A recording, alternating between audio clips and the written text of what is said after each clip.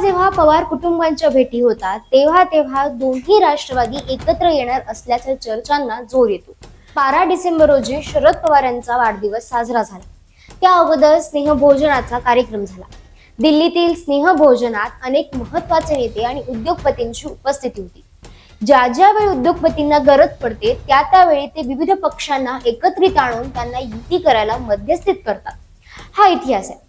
शरद पवार यांची राज्यसभा कारकीर्द आता संपत आली आहे। स्नेहभोजनास उपस्थित असलेले राहुल गांधी, प्रियंका गांधी यांची उपस्थिती यासोबतच अजित पवार यांच्याशी झालेली चर्चा, यातून अडाणी यांचा नवीन काही उद्योग, पवारांची राज्यसभेसाठी सेटिंग, ही महायुती आणि अजित पवार यांचा सपोर्ट, काय होण्याची शक्यता वर्तवल्या जात आहेत हे जाणून घेऊया सविस्तरपणे आजच्या या व्हिडिओमध्ये। 2023च्या वाढदिवसाला पवारांनी आपला राजीनामा दिला आणि सगळीकडे धुळा उडवला।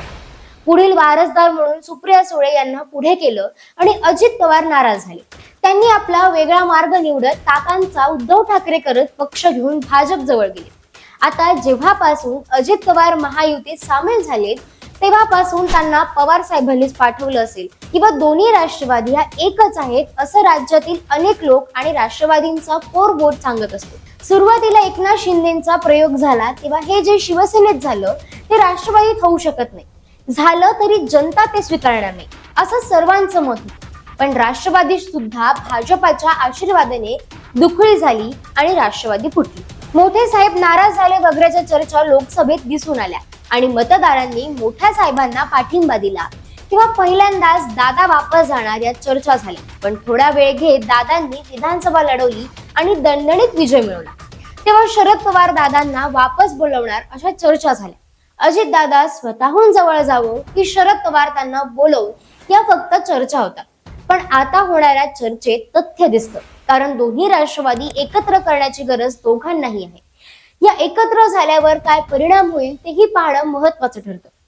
शिवसेना फुटल्यानंतर एकनाथ शिंदे आणि उद्धव ठाकरे कधी एकत्र आले नाही। त्यांचे संबंध पूर्णपणे तुटले। पण दुसरीकडे कुटुंब वेगळं आणि राजकारण वेगळं या कारणावर दोन्ही पवार सतत भेटत राहिले, एकमेकांच्या कार्यक्रमांना जात राहिले, कार्यकर्ते भेटत होते। त्यामुळे पवार कुटुंब म्हणून एकच आहे हे स्पष्ट होत गेलं। पवारांच्या कुटुंबातून सुप्रिया सुळे यांच्या विरोधात भाजपचे दिग्गज तयार असताना अजित पवार यांनी सुनेत्र पवार यांची उमेदवारी मिळवून निवडणूक लढवली।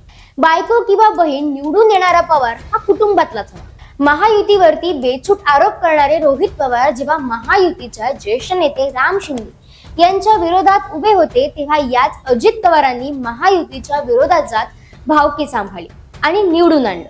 अजित पवार जेव्हा छत्रपती कारखान्यासाठी उभे होते तेव्हा शरद पवारांची भूमिका पाहता एक गोष्ट लक्षात येते, ती म्हणजे निवडणूक कोणतीही असली तरी जेव्हा पद मिळायचं असतं तेव्हा पवार एक होऊनच सगळी ताकद लावतात।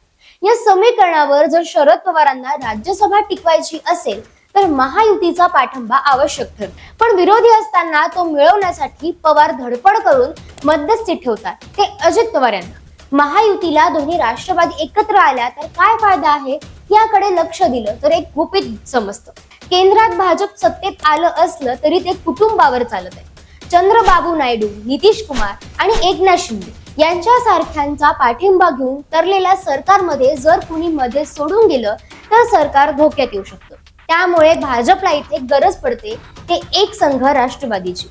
राष्ट्रवादी एकत्र झाली तर शरद पवारांचे खासदार मोदींना पाठिंबा देते, बदल्यात एक राज्यसभा द्यायला भाजपाला जडणे। पण राष्ट्रवादी एकत्र केल्यावर ती शरद पवार यांच्या नंतर अजित पवारांच्याच हातात जाणार हे निश्चित। त्यामुळे सुप्रिया सुळे यांचं भवितव्य पाहता शरद पवार फेरविचार करण्याची शक्यता अधिक वाटते। तरीही शरद पवार कधी काय निर्णय घेतील ते निर्णय घेतल्यानंतर सुद्धा अंमलात येऊच खरं नाही हेच आतापर्यंत आपण पाहिलंय।